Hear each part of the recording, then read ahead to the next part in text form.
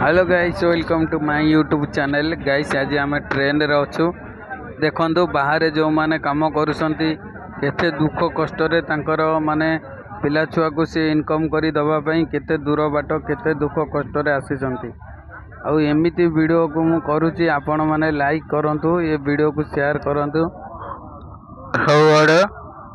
जोटा कि बाहर केते ओडिया लोक माने दादन खटिया आसी केते दुख कष्ट जाइकरी तांको परिवार को पोषिबा पई केते दुख कष्ट बाहर आसिक इनकम करुँती। तो स्त्री मानकर बहुत बड़ बड़ फुटाणी देखो, किए तले बसी किए टिके चाखेंडे जगार बसी।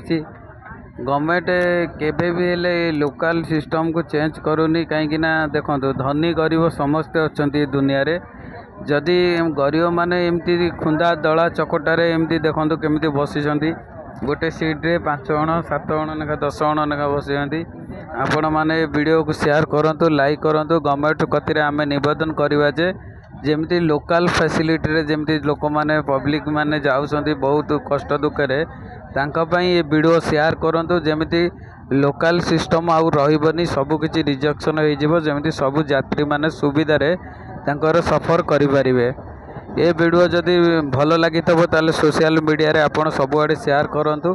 बहुत लोग बसी देखो सेपट फाड़े भी आहरी बसी आ वीडियो को शेयर करंतु, कमेंट करंतु। मु देखी कति एमती भल लोक अच्छा जमती यहाँ गवर्नमेंट कतिके यहाँ पठे पारे। दादन खटिला पर ये दुनियाटा चली आज्ञा। आउ दादन जदि हारीजे ना ताले दुनिया रे कौन सी काम भी हो पारुनी।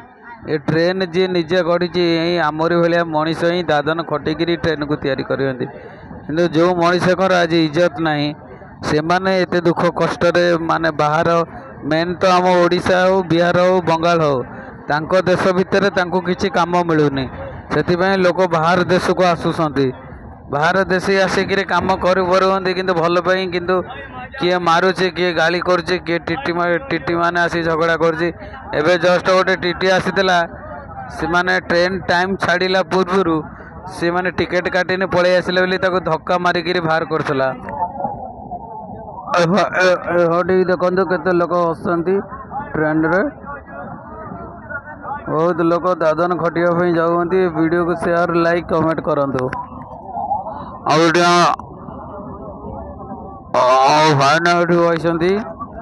वीडियो को बहुत मात्रा शेयर करंतु। आम गवर्नमेंट कतिर समस्त निवेदन करवा जे जेमिति लोकल फैसिलिटी आउ न रहो, सबू बगे रिजेक्शन हो आ सबू माँ भौणी माने खुशी रे जातु। जदि वीडियो भल लगी ओडिया लोक आपण होइतेबे ताले वीडियो को लाइक शेयर कमेंट माध्यम रे जणाइबे।